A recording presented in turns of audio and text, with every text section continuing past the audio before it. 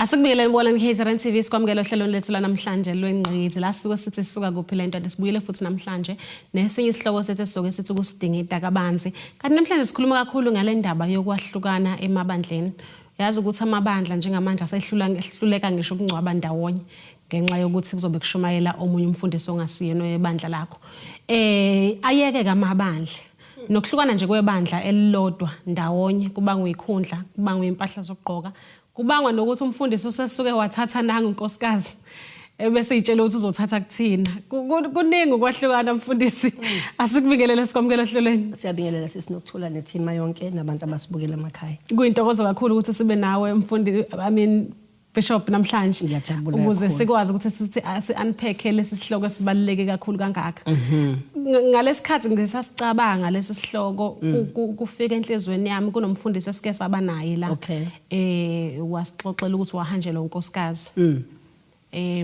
kuthe mase kushaya isikhathi sokuthi ephinde egane ngenxa ukuthi ngeke eshumayele ebandleni engaganiwe wangabe sathatha ebandleni phakathi waya kwelinye ibandla eliseceleni wayo thatha khona mayisebuya la ebandleni bangamamukela umama umfundisi abanye baze bashiye ebandleni ngenxa yokuthi akathathanga la besilindele khona sikhuluma ngokwahlukana ebandleni likaNkulunkulu mhlamba ke siqale lapho ngisizophinde sibingelele mani ngoba iyaphuthuma lento ngiyabingelela futhi mhlambe asi-unpack sivule kumuntu osibukela ukuthi mhlambe masikhuluma ngebandla sikhuluma ngani ngoba omunye umuntu mayicabanga ibandla ucabanga isonto kanti makukhunywa ngebandla likhunywa ngomzimba kaKristu uJesu now uzoqala ukuthola ukuthi leli gama lebandla eBhayibhelini liqalela khulunywa uJesu kwincwadi kaMatthew chapter 16 uJesu uhamba nabafundi bakhe isikhathi eside philisa abantu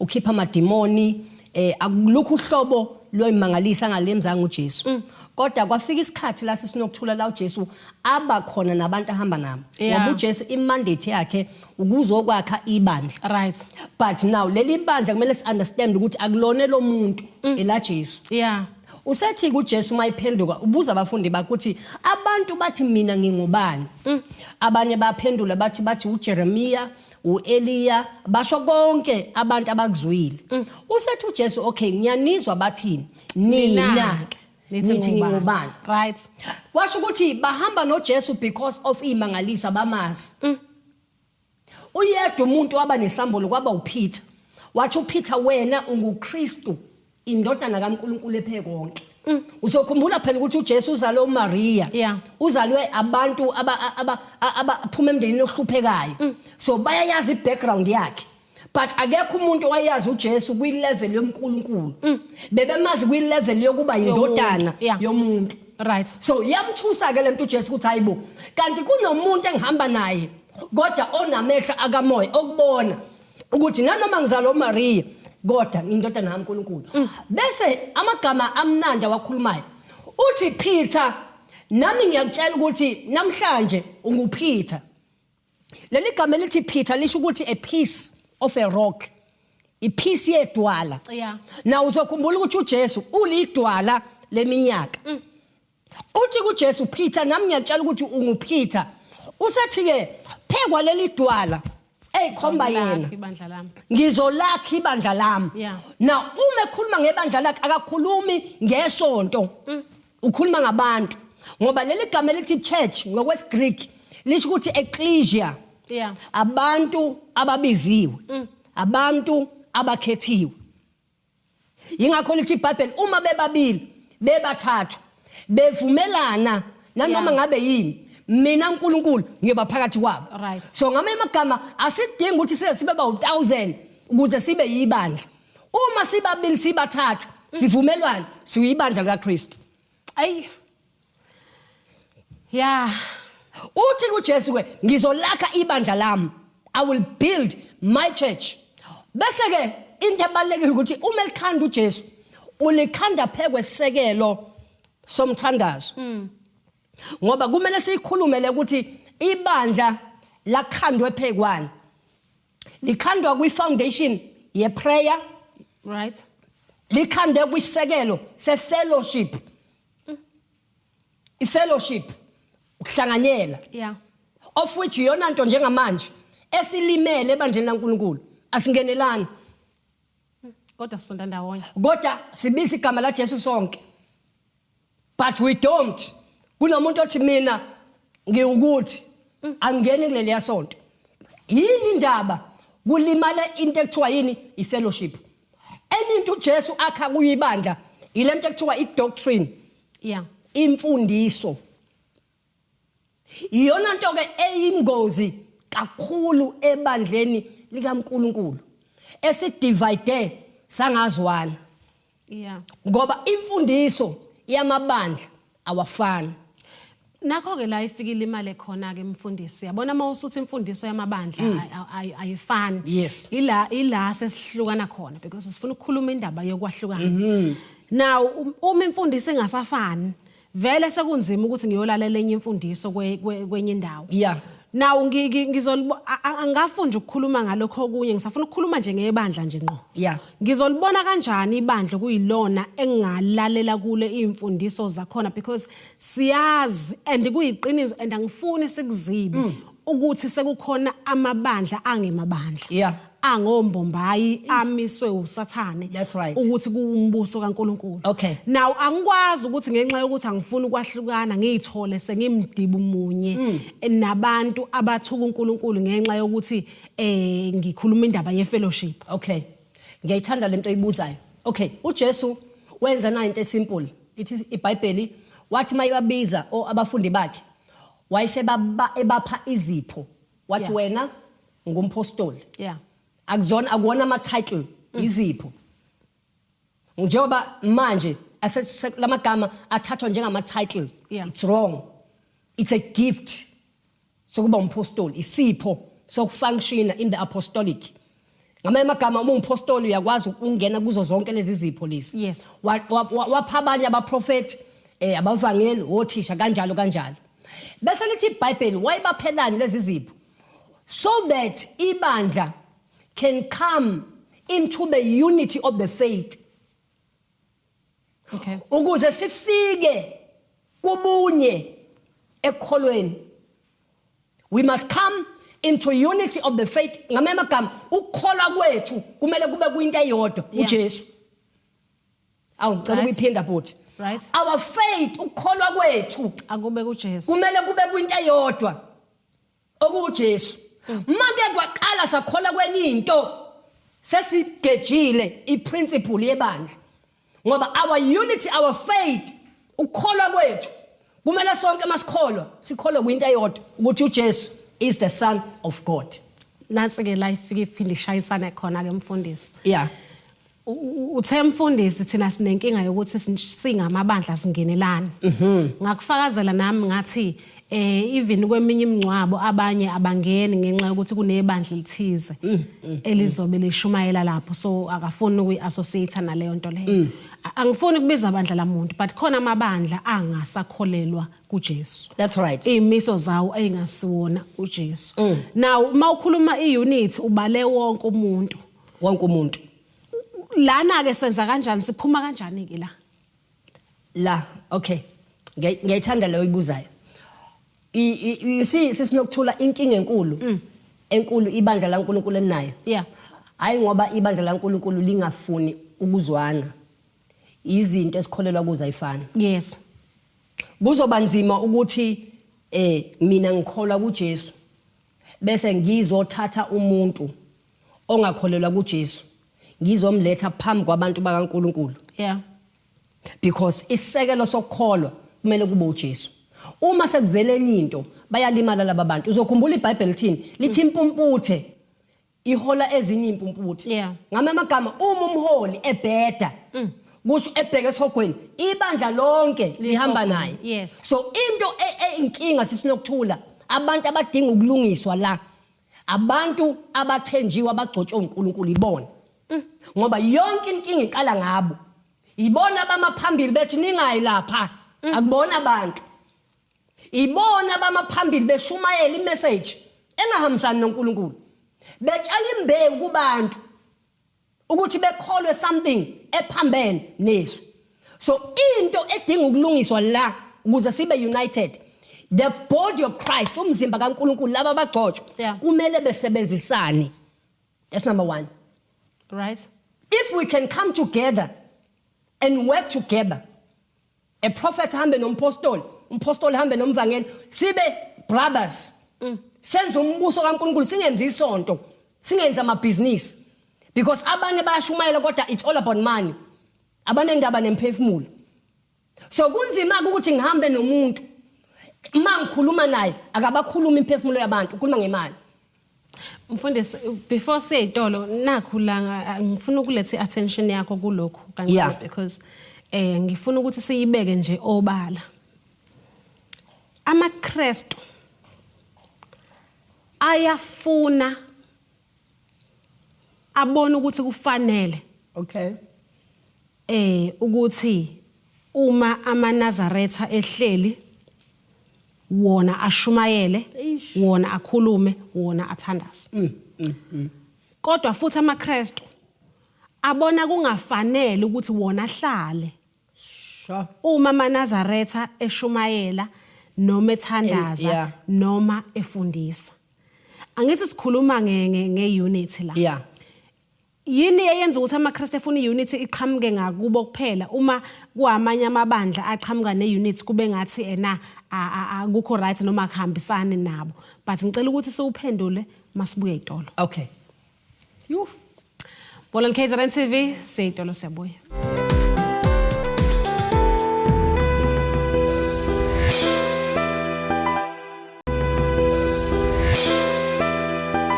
Asipena sikwamukela mkolani KZN TV sabukela ihlelo lenqikithi. Sikhuluma yona indaba yokwahlukana yini ehlukanisa ibandla.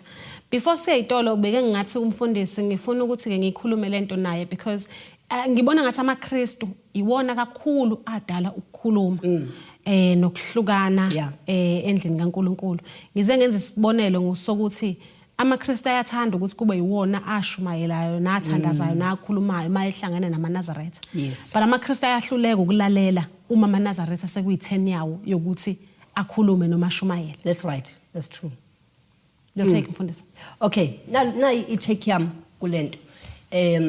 Kumele understand ukuthi njengoba siphila emhlabeni, siphila sizizwe ezihlukene.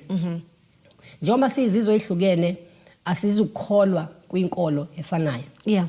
Ingakho uPaul wakhuluma into emangalisayo in the book of Romans. Wathi uma ngiye Roma ngenza lokho amaRoma akwenzayo. Uma singafunda sisinokuthula ukuhlonipha izinkolo zabanye abantu, singaphila kahle. Kungaba nepeace, kungaba neunity.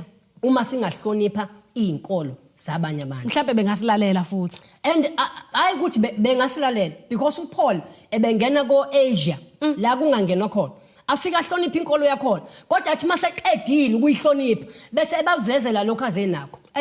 Yabo, manje thina sifuna ukuveza lokho esinakho, singakuhloniphi lokho abanakho. Sure. So into beginning yokuthi sibe one, we must respect religion yezinye izizwe.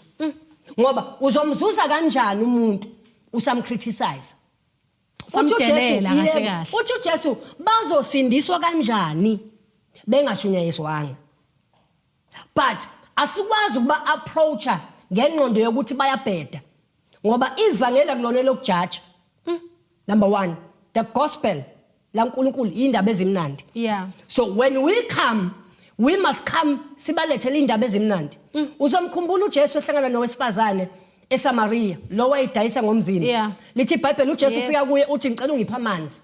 Uthi lo mama uyazi ukuthi umJuda nomSamaria abadlelani. Uthi uJesu no, ukube bewazi ukuthi uba lo ophambi kwakho ubuzonginika amanzi. Yabo akamjaji. Uthi ubuzonginika amanzi.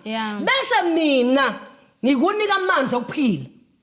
So automatically lo mama usiyayibuza ukuthi hayibo ukhuluma ngamapha amanzi. Usethi uJesu lalela wena unamadoda awu5 kwale ominayo akuyona yakho. Usamtshela ini indaba ezimnandi. Why? Lithi iBhayibheli lo mama lo wathi mayiqeda wathi ngiyabona ukuthi wena you are the savior. Lithi iBhayibheli kusukela lapho wathi mayiphuma lo mama wahamba wamemezela ukuthi ngimtholile ongitshele konke akangijajanga akashonga ukuthi ngingonile akashonga ukuthi ngengene ezulwini njengoba eninto esibheda ngayo sitshela abantu ukuthi ngeke bengene ezulwini ngathi izulu lethu. Now if we approaching ibandla likaNkulunkulu we need to stop judging ibandla abaKristu kakhulukazi bayahlulelana ngathi izulu elabo. Kanti nathi we can learn from other religion. Singafunda because iBhayibheli liya emphasize kwi fellowship ukuthi sibe in fellowship in oneness. Uzokhumbula ukuthi makhunywa ngemvuselelo eyaqala eAmerica ayiqalwanga yindaba yaqalwa abantu ababehamba emgwaqeni bethandaza babengenasonto babengagqoke uniform babehlanganiswe umthandazo. Lithi iBhayibheli ngisho abantu ababedayisa ngomzimba babeyeka ukudayisa bebona inkazimulo kaNkulunkulu yehle emgwaqeni abantu babesindiswa bengashungayiziwe kuthandazwa. So ibandla lingaba ne mindset eyokuthi we are doing all things in common sinengqondo eyodwa we can be in one. Mfundisi ukhuluma into ebalekile ke manje sokhuluma ukuthi kahle kahle bekufanele sinike ithuba ke sifunde sithathe futhi lokho kuhle yazi kunento engiyithandayo mina le yenziwa lapha eNazaretha leyo ukuthi ingane zamantombazana zigcina. Sure, it's very powerful. Besingeke noma sithathe lokho ke kuningi sisinokuthula khona even amaNazaretha kuningi okuhle esingakufunda kwezinye inkolo. Khona enye inkolo lena ngisazi ukuthi yini kodwa bangamandiya like ngama Sundays bona basuke bephakela abantu. Sure. Bemandla amaphara nan ngama Sundays nje basuke bephakela abantu. Ngalesikhathi sibagxeka thina basuke benza okuhle emphakathini. But manje ngoba sibhizi siyashaya asaboni lutho. Ngiyayithanda ke le oyikhulumayo ukuthi we can learn from ezinye inkolo. Now khona into engithusile ukuthi mangithe mangifunda iBhayibheli ngathola ukuthi iBhayibheli likhuluma ngoLazarus. uLazarus. Owafa uLazarus. He died. Wangakwazi ukungena ezulwini. He died. Wangakwazi ukungena ezulwini. And then I discovered as well ukuthi kunabantu abangekho righteous, abangekho ngcwele, abangasindisiwe kodwa bayongena ezulwini. And then lento iveza ukuthini? Iveza ukuthi ukukholwa James chapter 2 okungenamsebenzi kufile. So uma sizokholwa ngomlomo sisinokuthula kodwa imisebenzi ibingekho asikakakholwa. Uzokhumbula ukuthi uJesu wathi mayifika endaweni aqala ebuka isidingo sabantu. Eqala ebuka ukuthi okay laba balambile bese ebuza abafundi bakhe bazonikwani laba bantu. Why he was able to identify the need. Asikashumayeli sabuka ukuthi okay ingane asinazo impahla zokugqoka. Ogogo balala endlini enethayi. We are the church, we are identifying the need. But manje ibandla ligcina ngesidingo liqala ngokuthatha imali. Kanti uJesu uthi what shall we give them? Uma sebedlile usethi uJesu ke le asibashumayezini sebesuthi. Lithi iBhayibheli badla bonke banela. Badla emphefumulweni, badla enyameni. Lithi iBhayibheli kusukela ngalolo suku ibandla lakhula ngamandla.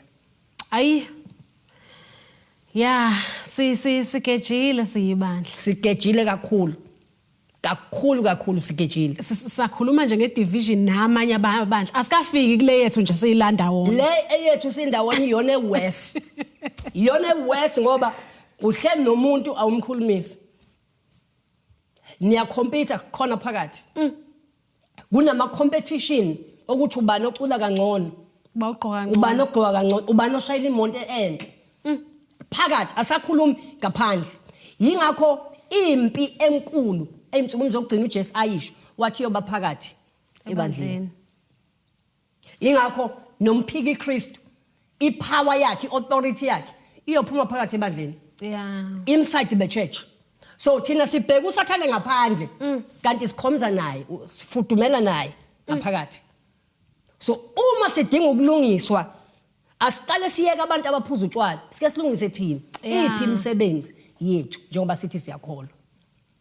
Asasa singena mfundisi ngoba sesifikile kwi-division ebandleni lelilodwa ke manje. Asasho ke ibandla likaNkuluNkulu sesisho nje local church. Local church. Local church. Futhi mangithi local church sengikude kakhulu ngifuna nje leli impela elikamfundisi uMagwaza. Angisafuni la wasemandlazini. Ngifuna nje leli likamfundisi uMagwaza lona lodwa.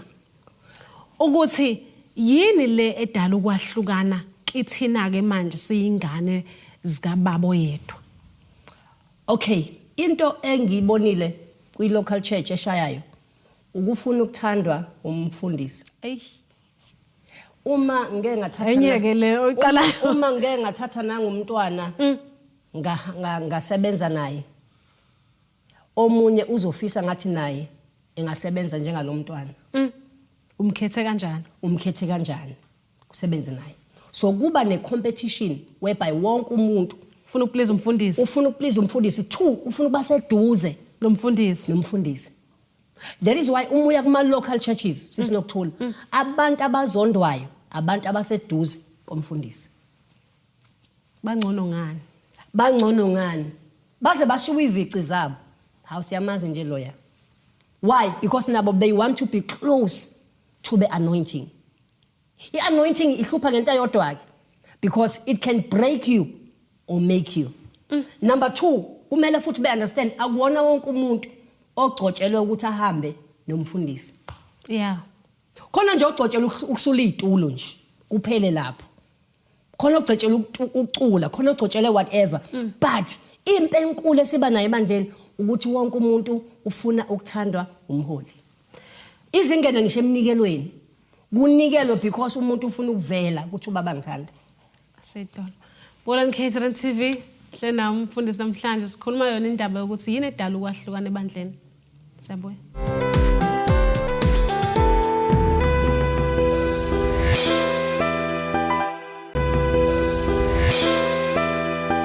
Asifuna sikwamukela Bolani KZN TV usabukela ihlelo lenqikithi sihleni nami mfundisi namhlanje uMagwaza uyena esikhuluma naye sikhuluma yona indaba yokwahlukana ebandleni sesiqedile nje ukukhuluma ngamabandla amanye aseceleni sesikhuluma ngaleli bandla wena usonta kulona ukuthi yini eyenza ukuthi ningazwani umzalo ubaba yedwa. Sure. Yini eyenza ukuthi ningazwani nisubmitha ngaphansi kwegcobolo kodwa yazi mfundisi sengiyabuka nje ukuthi while ngisayimention lento ukuthi mhlambe nokuthi angithi uyayibona ukuthi ekhaya nje ningodade wenu kuke kube khona uxabana mhlambe into efanele singayinaka ngazi uxabana kuyohlezi kukhona. Yeah. But if singafunda kwi-system kaNkuluNkulu because abazalwane abafuna ukufunda kwi-system ekhanda uNkulunkulu. Alright. Uzodiscover ukuthi in the Old Testament ibandla lingakabi bikho. Bekunento ekuthiwa umphongolo wezivumelwano. Right. The Ark of the Covenant. Yes. Ebi representa ubukhona baNkulunkulu. So uIsrael wawuba blessed because wawuhlezi unalo mphongolo wezivumelwano. Yes. Ngeke ngichaze ukuthi wawunani but wawunezinto eziwu7 lo mphongolo wezivumelwano of which lezo zinto eziwu7 zanikwa ibandla amalizalo. Right. Okay. Now uthi uNkulunkulu ke mayikhanda lo mphongolo wezivumelwano lo niyonqoba ngawo nanoma yini mani nawo. As long as mani nawo yonke impi niyoyinqoba ngomphongolo wezivumelwano. So now umphongolo wezivumelwano kwakuyi covenant uNkulunkulu ayinaye nabantu. But sisinokuthula wawungakwazi ukuphathwa uNombani. Number 1 uzothola ukuthi kwakuba nama worshippers. Bese kuba khona lento ekuthiwa abalevi abapriest. Yes. Okwakuyibona ababegcotshiwe ukuthi besondele kumphongolo. Ibandla abantu babemakude nomphongolo meaning umuntu ogcotshiwe. Babemakude bese abadumisi kube yibona abadumisayo ukusharisha ipresence kaNkulunkulu. Bese abalevi abapriest kube yibona ababamba umphongolo behambe nawo mabeya kwenye indawo. Lithi iBhayibheli uma behamba ngeorder kaNkulunkulu babenqoba. But uzokhumbula ukuthi uma uIsrael usuphuma endleleni amaFilisti awuthatha umphongolo kaNkulunkulu. uDavide wabuya wayewulanda. Uma sebuya lithi iBhayibheli basaba ukuthi uzophathwa ubani. Lithi iBhayibheli kunendoda ekwakuthiwa uza yabona umphongolo uwa yalula isandla ethi yawubamba uNkulunkulu wayibulala same time. Why uNkulunkulu wabulala uza ingoba wasondela endaweni engamele asondele kuyo. Baningi abantu abasondele kubafundisi bafa sebefika eduze kwabo ngoba uthe mayifika kumfundisi wabona ukuthi lo akanasimilo wabona i-lifestyle yakhe ebhedayo ngoba uma usondela kumuntu ogcotshiwe okwazi ukuthi uzoba exposed kokuhle uphinde ube exposed kokubi yeah so kuyingozi ukusondela kumuntu ogcotshiwe uma ungagcotshelwanga uhamba naye bakhona abantu abagcotshiwe ukuthi bengahamba nabantu abagcotshiwe uzokhumbula uMose uNkulunkulu wathi uMose ungashada eGibhithe go and marry from another nation uMose wahamba oshada eGibhithe an Ethiopian woman wathi uNkulunkulu don't marry from Ethiopia wahamba uMose washada the very same woman ekuthiwa angayishadi usisi kaMose nobhuti wakhe bahamba baya uNkulunkulu bathi inkosi uMose akakulalelanga lithi iBhayibheli uNkulunkulu wenza njani wadala ukuthi uMiriam noAaron babe nochoko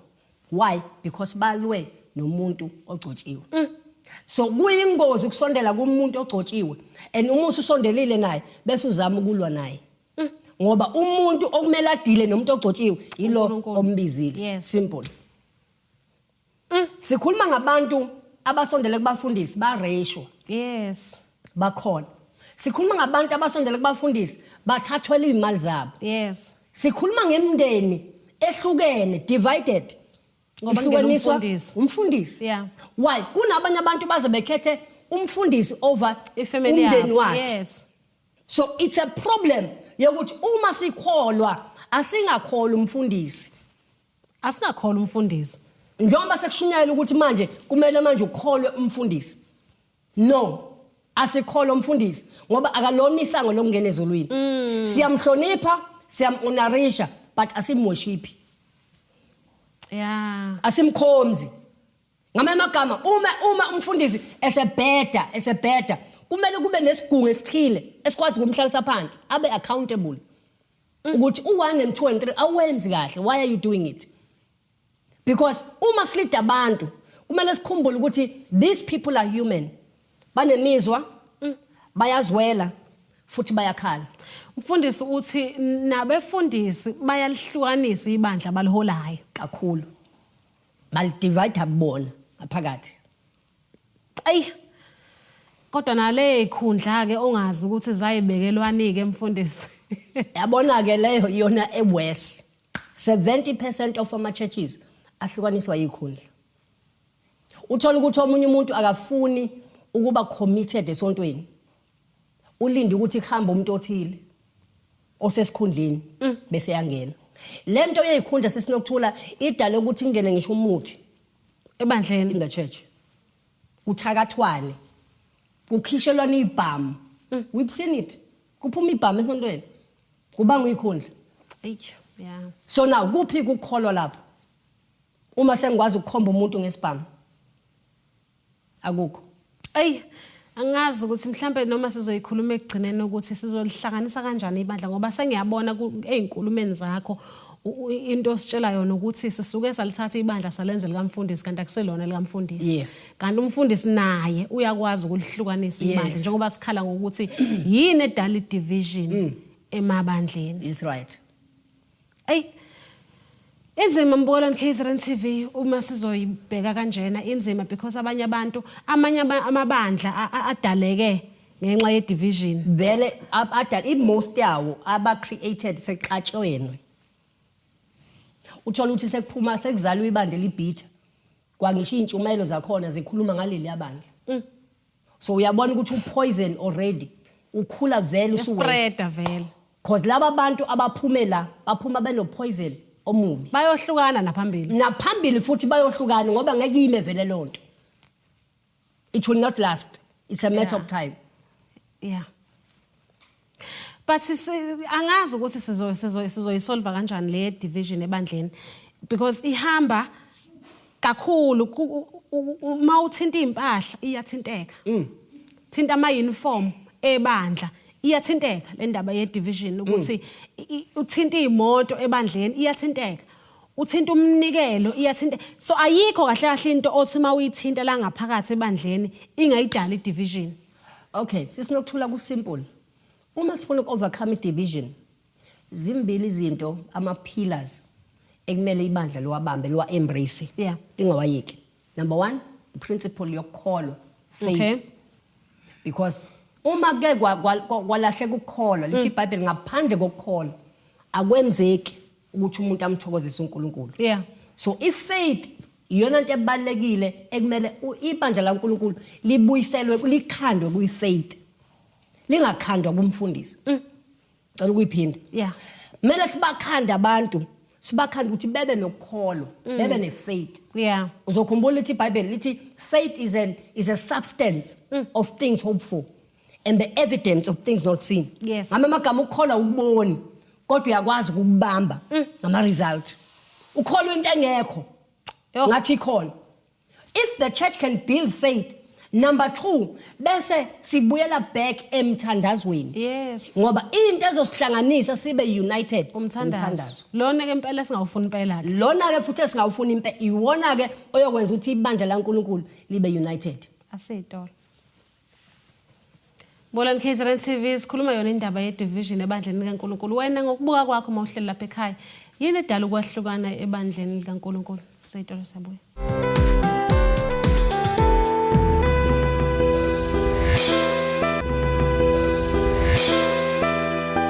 Asiphinde sikwamukele Bolani KZN TV sabukela uhlelo lenqekethe. Sikhuluma naye umfundisi namhlanje uMagwaza, sikhuluma yona indaba yebandla. Yini ehlukanisa ibandla?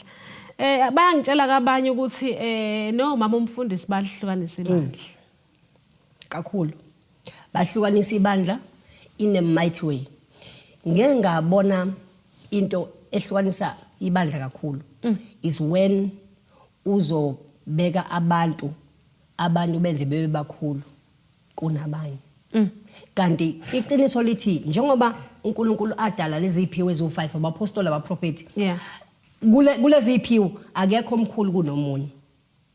But into ehlukile umusa obekwe kuba ufana. Yeah. Ngame magama imisebenzi abayenzayo is not the same.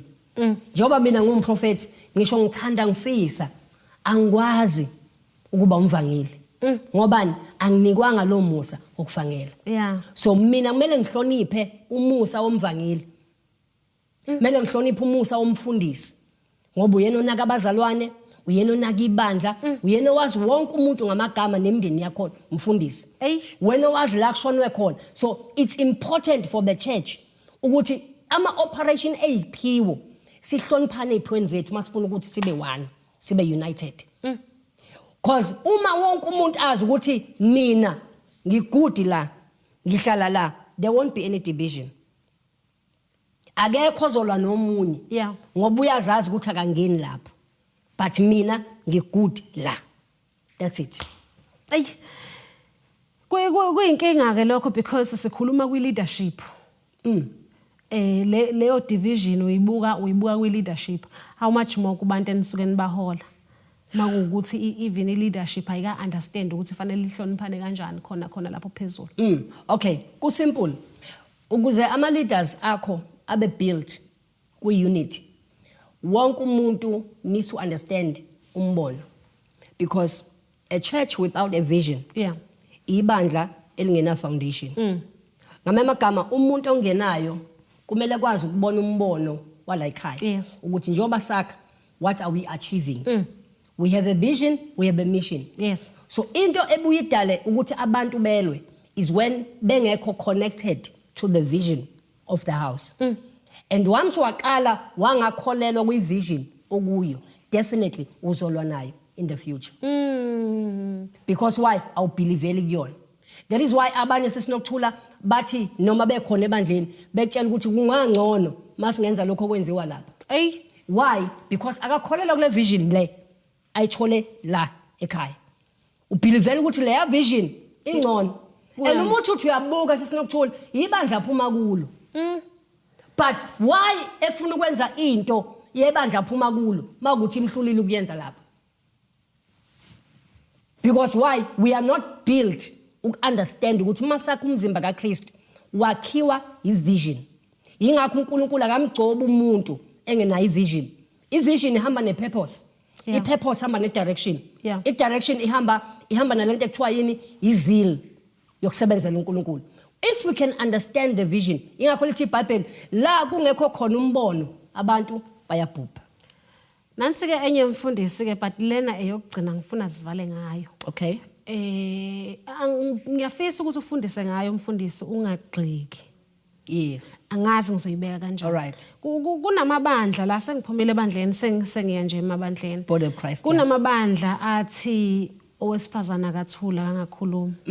Umyeni wakhe uyena ozomlandisa kahle ekhaya maye nembuzo ebandleni. Okuwukuthi shutha akangashumayile ebandleni kaNkulunkulu that sekuyi interpretation yami ke manje. Akushumayela amadoda kuphela. All right. Vele obviously umuntu okhulele kulelo bandla lelo mangathiwa ngiyasukuma ngiyashumayela vele ngeke ezezwe lutho engikushoyo. All right. Khona amabandla athi umuntu wesifazana akathwala ekhanda. Yeah. Kukhona amabandla athi umuntu wesifazana akaligqoka ibhluwe. I think futhi ku scripture kukhona noma mhlambe ngi-interpreta ngendlela engekho right but I think ngeke ngakubonga owesilisa akalobise owesilisa wesifazane alobe kowesifazane. Yes, I think ukuthi lisho kanjalo impela. So njengoba sakha amabandla kaNkulunkulu uyabona ukuthi imfundiso esiyithathayo ngokweBhayibheli ayisafani. Yes, that's true. Ngisakhuluma nje ngezeBhayibheli because sekukhona amabandla abaprofeti sekuwena ke mfundisi. Yeah. Lawa athi siyakubona lokho okushiwo yizwe but uNkulunkulu uthe this is fine. Lokho it's fine but la sizokwenza kanje because this is what the Lord said. Okay. Awazi futhi kumphikisa mayethi ngikhulume noNkulunkulu wathi asenze kanje. Sure. Hence sibona amabandla aphuzisa abantu opetrol inyoka because you can't question because aba prophets bathi le nto bayilande kuNkulunkulu asivale ngayo. Okay, ngiyabonga. Ngicela mhlambe uqala ngiphendule lo mbuzo oqala okhulumile. Ukhulume about ukuthi amabandla are divided, right? Yeah. Okay. Now umuza kumzimba kaKristu, the body of Christ. Ukuze kuhlukana amabandla ngaloluhlobo lolu and uzubona ukuthi kuba noqhekeko in this way is simply because abantu okuyibona abaphathisiwe ibona abasuke kwi-message kumlayezo kaNkulunkulu. Now ukhuluma ngebandla elokuqala elaseKorinte la uPaul wayibhale khona incwadi ebhalela ibandla laseKorinte. Wayiboshiwe uPaul at that time. Ubhala iletter uthumela indodana yakhe. Why? Because kune confusion yayikhona in the church eKorinte. Kwangakhulunywa nebandla likaKristu. Okay. Uma uPaul ebhala lencwadi ukuthi owesifazane akabuze indoda yakhe. But kwakukhulunywa because kuleli yabandla laseKorinte kwakuyibandla kusanda kusindiswa abantu abangama prostitute. And lama prostitute ayegunde emakhanda. And kwase kuba ne disorder phakathi eKorinte ebandleni. And babhala incwadi babuza uPaul ukuthi izokwenziwa njani lento ukuthi naba abantu abasanda kusindiswa babuza kumadoda ashadile. Kusho uPaul. Uthi uPaul hey Timothy hambisa na incwadi ukuthi oshadile akabuze kumyeni wakhe. Why? Ukuze kube neorder back in the church. Kwangayona into yayisho uNkulunkulu. But yayisho uPaul. Ngiyaphinda futhi. Kwangayona into yayiphuma kuJesu.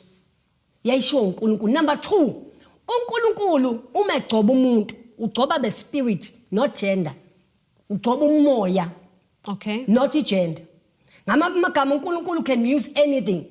Ingakho uNkulunkulu wathi mayibheka abaprofeti engabatholi wabona imbongolo. Wangena kwimbongolo. Imbongolo yahambisa imessage ngoba abantu basebengekho. So uma sikhuluma ngoNkulunkulu akavinjwa lutho even a gender. God can use a woman. God can use a man. uNkulunkulu akahlali kwindoda kuphela, uhlala kumuntu. Uhlala kumuntu anyone. That is why uma sikhuluma ngabantu abangabesifazana uzobona ukuthi in the Old Testament bekunabantu abagcotshiwe oDeborah. Yes. Bekunabaprofeti in the Old Testament were women and bebenza umsebenzi kaNkulunkulu kodwa be under submission. Bengaphansi kwesandla. Ngoba it's not wrong ukuthi abantu besifazane benze umsebenzi kaNkulunkulu. Right. But they must do it bebe ngaphansi kwesandla esithile. Meaning isandla sikaNkulunkulu noma sikamfundisi bebe ngaphansi kwesandla se submission. So kuyithoba ngaphansi komuntu othile. Shuthi owesifazane fanele submit ngaphansi kamprofeti othize. It can be a pastor, it doesn't have to be a prophet. Kungaba noma ubani, but umuntu ozokwazi ukukhulisa into ekubona. Simple. But uma siziwa kumuntu wesifazane, anyone uNkulunkulu ubiza noma ubani. Yingakho ngisho uNkulunkulu egcoba uma uJesu evuka ethuneni, abantu abokuqala uJesu ayakubo, waya kubantu besifazane, waya koMaria. Singayivala nemfundisi ngokuthi into edivide ibandla kakhulu interpretation. That's the best. Usuvele wayiqeda nje. What is the most common problem is the way we interpret the word of God. Because omunye ulinterpreta ngendlela yakhe engenayo knowledge bese ezofundisa ibandla. Sesizohamba ngebelief yomuntu ona interpretation wrong, and I doctrine ihlupha lana ke. UIsrael is the reason why abantu baIsrael bathatha iminyaka eminingi ukuthi bephume eGibhithe. It was because of the doctrine kaFaro. Yayimzima ukuthi bedelete into abafundiswe yona ukuthi ngeke niphile ngaphandle kwami. Babe fitwe lokho ukuthi you cannot survive without me. Yingakho bathi noma bephuma kodwa ingqondo zabo silokhu semumva. Ukuthi kambe sophila kanjani? Ukuthi sophila ngoba sitsheliwe ukuthi ngeke nibe lutho ngaphandle kwami. So manje kunzima ke ukukhipha imfundiso ebhedayo. Kunzima ukukhipha i-teaching ebhedayo. Ufake entsha, it's difficult. Kuthatha umusa kaNkulunkulu ungenelele kulo muntu bese bona iqiniso bese yaphenduka. Bona KZN TV seyitolo masibuya sobe singena esigabeni sokugcina sohlelo lwethu.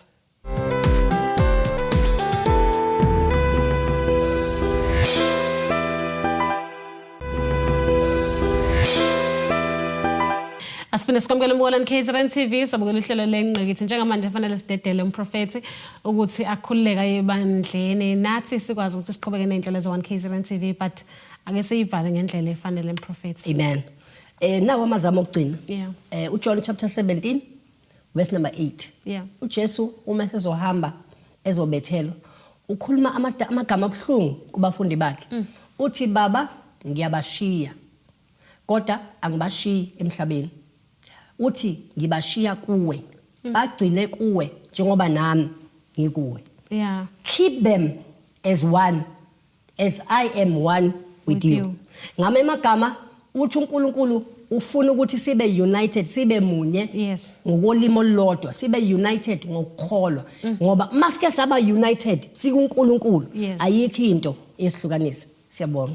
Mfundisi nitholakala kuphi? Siyatholakala eMandlanzini Richards Bay. Every Sunday at 12 o'clock. Ilona kuphela ibandla enisanalo okwamanje ilona kuphela isi. Okay. Siphi inombolo zocinga umfundisi noma mhlawumbe singaxhumana kanjani nani? Facebook, Twitter, ama-accounts? Siyatholakala ku Facebook New Life Global, na ku TikTok New Life Global. Inamba yocingo 067 031 3802. Cela siphendule mfundisi. Esibili ithi 064 812 5535. Asibonga mfundisi ngesikhathi sakho. Thank you so much. Sibonga nangemfundiso ezinhle kakhulukazi njengoba sikhuluma ngendaba yokuhlukana kwebandla okuyinto esingayifisi kodwa siyayibona iyenzeka. Amen. Thank you. Siyabonga kakhulu. Asibonga mbolani KZN TV, sibonga kakhulu eCrown KZN TV yenze inhlelo zethu zibe impumelelo. Sithemba ukuthi nijabulela uhlelo lwethu namhlanje. Mina nawe ke sibonana ngokuzayo siyanthanda.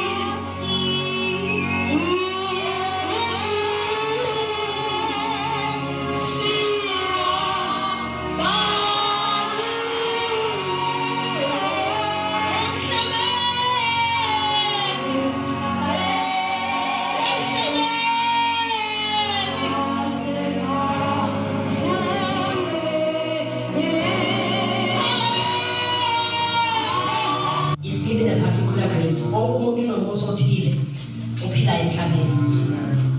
And we have discovered late empilweni yakho usuphile over 60 years. Ubone inkinga obhekene nazo ukuthi ukube wathola umuntu onomusa wentethile ngaba awungenalo kulokudinga. Kunabantu nje abanomusa womshado. Banomusa baphiwe umusa emshadweni. Kunabantu abanomusa wehealing. Matwa uletha umuntu ogulayo matwa unahlobo lwesifo. Make wabeka isandla lo muntu yaphila. Now allow me to tell you something because akekho umuntu ohlelayo ongenamusa wentethile. Kuyenzeka-ke ukuthi uphile kodwa ungawazi umusa onikwe wona. Like indoda kaNkulunkulu, when I met him, weze enkonzweni umuntu ofuna umsebenzi. Wathi uNkulunkulu tell him he is a pastor. Why? Ebephile engakazi ukuthi kunomusa wokuba umfundisi kuye. Kunomuntu right now othi mayivuka ekuseni athi ngiyahlupheka. Anginamali. It's only because of what reason asho njalo. I identify if grace ebekwe phezu kwempilo yakhe. Njalo abantu abaphila bengawu-understand umusa kubo. One afuna ukudatshukelwa njalo. I am here to tell you today, everyone sitting under my voice, kunento awumusa bekuNkulunkulu wena. Kunento engizithathwe. Ngisho bangathiwa bakufaka emgodini, let them treat grace. Somebody shout grace. Let uNkulunkulu akupha yona umusa ngeke ithathwe umuntu. Kunabantu abanomusa when it comes to anything, your business, they have grace for it. Somebody shout grace. Somebody shout grace. Do you know your grace? Uzuthini uyawazi umusa wakhe. Uyini? Uthini umusa wakhe?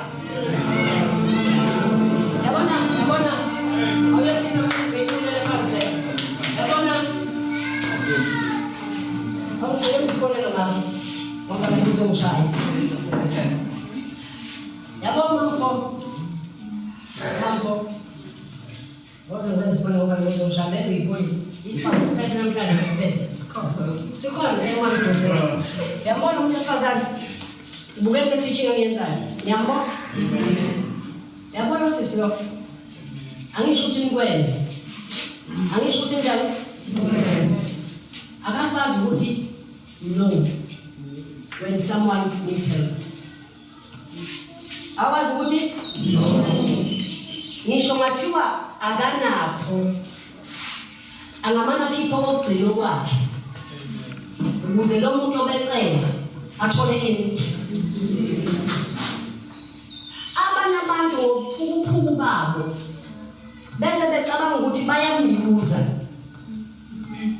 isithutha baby uzongisiza ngisho athiwa kunjani understand ukuthi uma mpromise ngakhipha konke asale nozilozi bebeke unomusa aphiwe wona ukuthi she can never lack. So now if you understand the grace ebekwe umuntu uzohlupheka udlula every day kanti uyena ophethe impendulo yakho. Ungaphili nomuntu kanti awaka understand ukuthi uphathisweni. Thank you.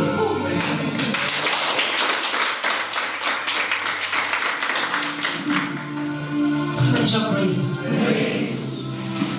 Walk more in Musa. Khona nje Nkosi yami abaphiwa umusa ukuthi la bafika khona bayaqova. Uyazi konje makufike yena uyazi senzoba nomsindo. Ufike ekhaya wena wakula lugogo unomusa woqova. Umekwazi labantu abanomusa woqova. Awusona. Una kodwa kodwa. uJesu wayebazi bonke abafundi bakhe ukuthi lo nomusa wakhe ingakho wayakuJudas wathi wena unomusa okungibulala kodwa nanoma ufuna ukungibulala lapha athi ikhwama phathi ikhwama zami lalela ngiyawazi umusa wakho ufuna ukungibulala kodwa ungeke ngizokuthini ngihambe mina ngihambe nabantu ngibone umusa wabo ukuthi mubi towards me kodwa ngibalahli ngabagcina yazi ubona ngisho umusa womuntu ongithakathi kuze bakho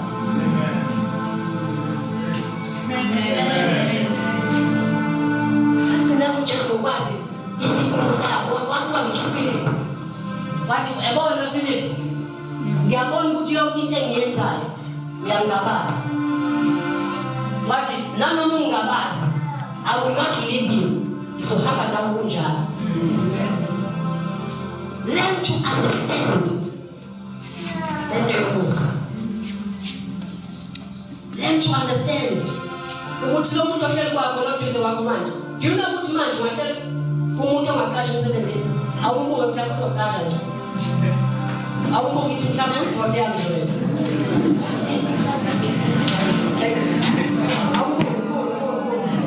ukusisa awubuke lo muntu lo awungisela yazi ukuthi uthi lo muntu ohleli eduze kwakhe ngingaqasha uthema ufika enkonzweni wafika wangamkhawula wangamnikelele because we fail to identify what grace has been given to a person.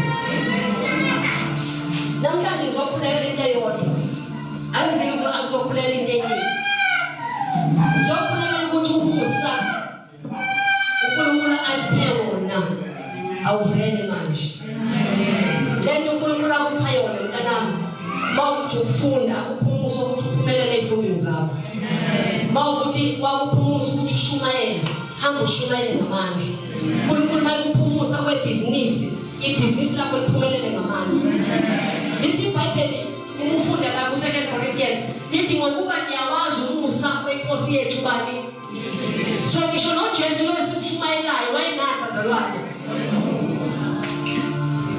now awukwazi ukukhonza uJesu onomusa bese wena ungabi nawo umusa abekho abantu abanenhliziyo ezimbi njengabazalwane kodwa bakhonza umuntu onomusa abekho abantu abangaxoleli njengabazalwane kodwa bakhonza inkosi enjani abekho abantu abavalelana iminyango njengabazalwane kodwa bebe bekhonza inkosi enjani shona ephumusa kwena